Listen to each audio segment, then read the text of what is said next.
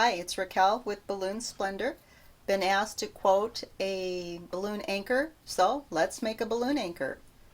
I know it needs to be about 5 feet tall, so let's go ahead and make it. I'm going to put a little line down here that represents my base. I know my bases are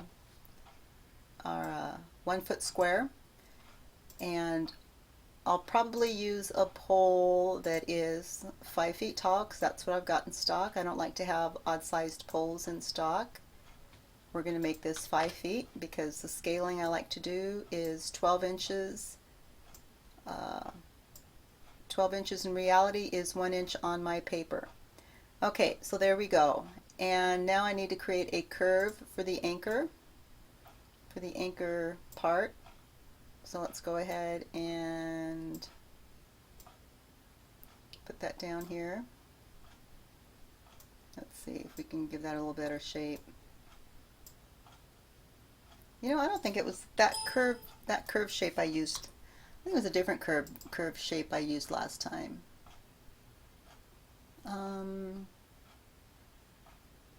Yeah, I think it was this one. So we'll come out about here. Yeah, that looks a little bit better. Okay, I think I want to make it a little bit bigger though. Yeah, maybe like that. And I'm going to bring it up a little bit. And then there's going to be a cross piece across the top somewhere, right? Something like that. I think that was a picture the client sent me.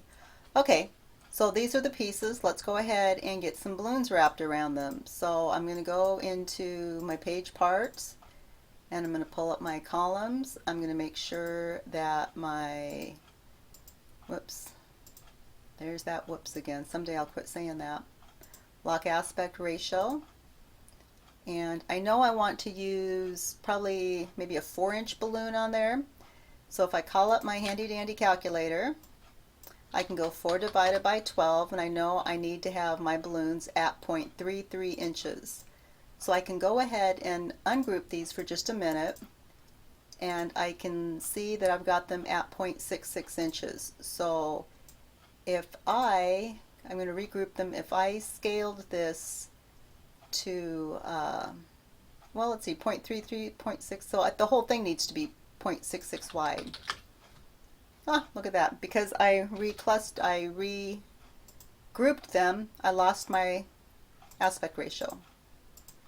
Okay, so we're going to do the whole thing at 0.66. So that's about a 4-inch balloon on there. So I'm going to copy and I'm going to paste that, and I'm going to just continue up my row. Just like that. Okay. But I know that my pole is too long, so we're going to ungroup that, and we're going to take this top row off. And okay, I'm happy with that. So I'm going to go ahead and regroup it. And I'm going to slide it over in place like that. Okay, and I'm going to select them all,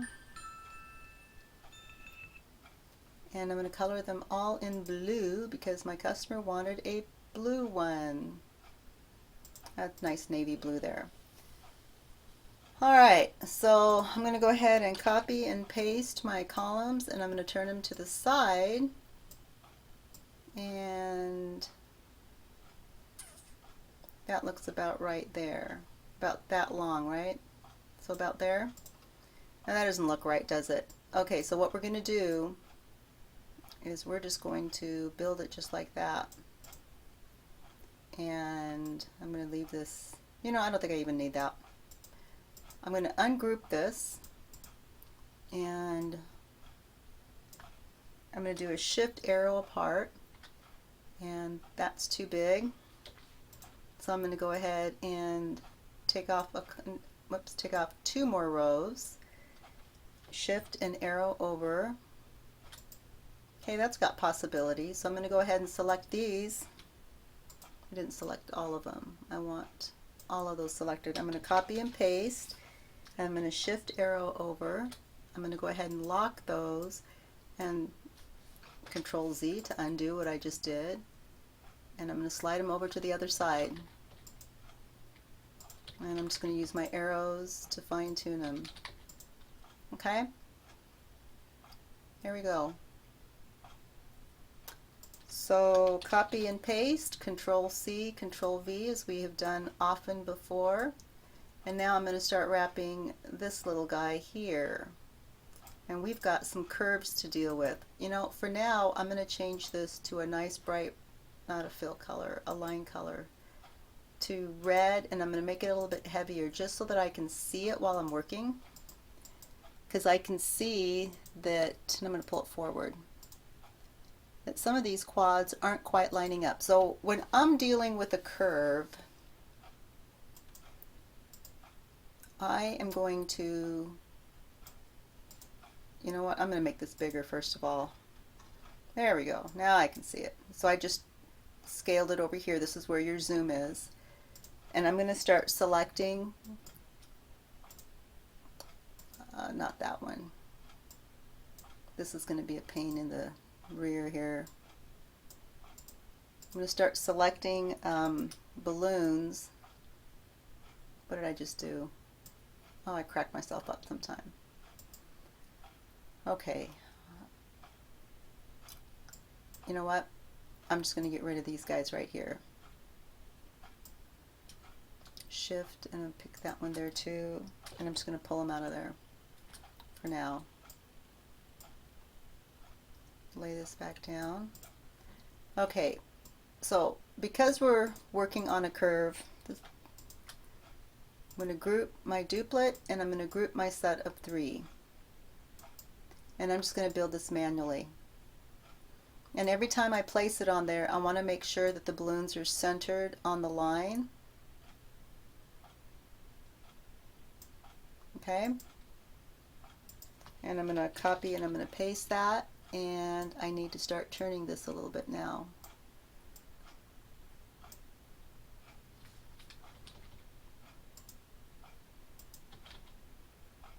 Okay, we're going to worry about which balloons are forward and which ones are back here in a bit. Let's just get the balloons wrapped on the pole for now.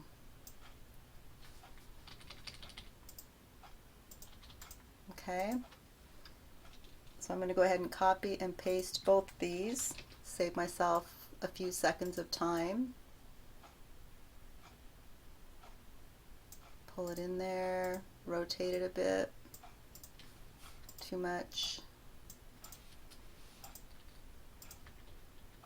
Lift it up, rotate that one. You can see I'm just kind of fine-tuning it a little bit here. And again, it doesn't have to be perfect. You're just trying to give the customer a visual so that what you see in your mind's eye is what gets communicated to them. This is especially useful technique when you don't want to be sending somebody else's pictures out.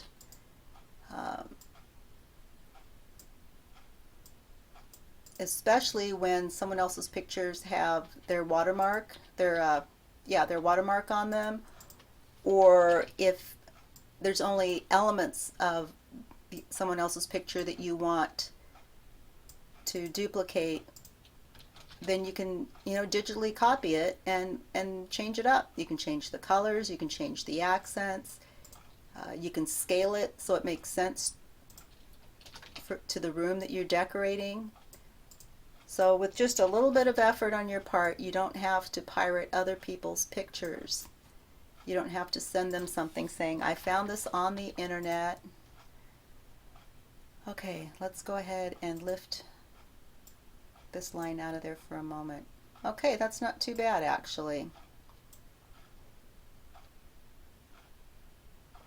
Alright, so I'm going to go ahead and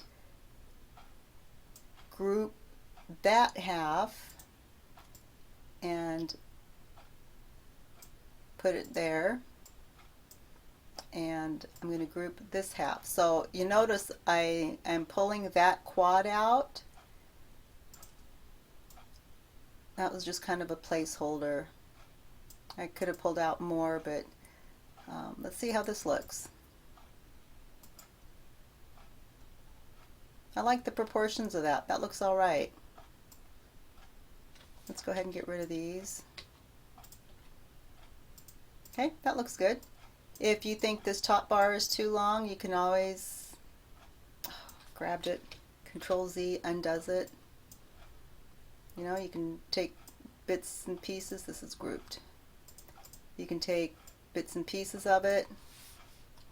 Shift arrow. Does that look better? 1, 2, 3, 4, 1, 2, 3, 4. Yeah, I think at this point it becomes personal preference as to what you like. I'm going to go ahead and leave them smaller just because I can. And then we got to put let's put a loop up at the top. Do we have a shape of a loop? Well, there's kind of a loopy looking thing. Close enough. We can put that in there. We can send it back and we can change the color to there. So how are we going to make a chain? What do we have in here that might be kind of chain-like? Short of building it manually. I wonder if we, oh, wait a minute. Let's try, if we did, can I select this and format the shape? Oh, I might be able to. I wonder if we did this. What does this do? And what if we went a lot thicker, like, I don't know, 6 point? Could that be like a chain? And what if we copied, well, okay. She wanted a red chain.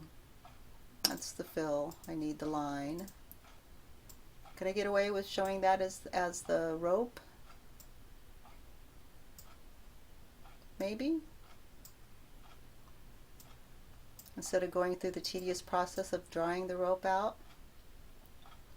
Let's see what other options we have here. Where was I? More lines. What's cap type? I don't know what that means.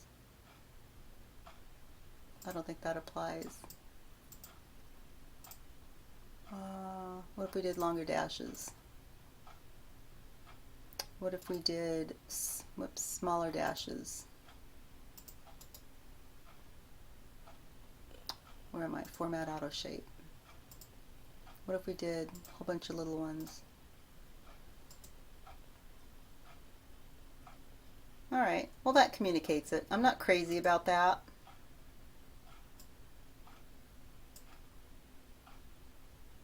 I'm not crazy about that at all.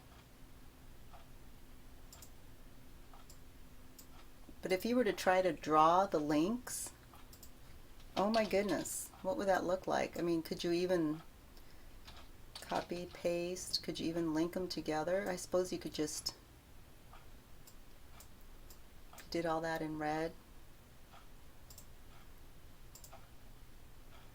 and you did them smaller.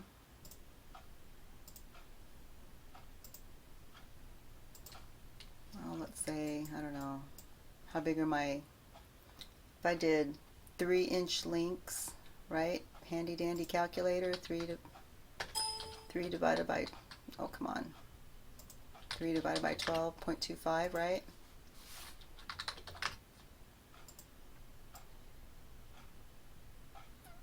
I could build the chain.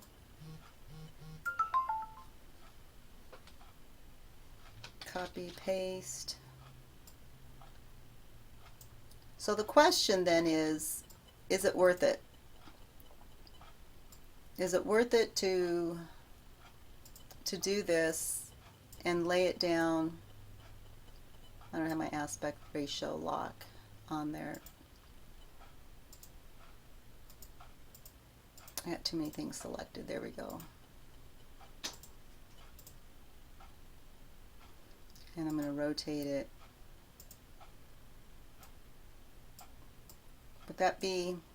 Would that sell the design more? Are they going to think it's better that way? I don't know. That's your call. I think for this purpose, I think we're good. I might, where am I going? Line color. I might, maybe I'll go to a 10-point line. Yeah, I think that's okay.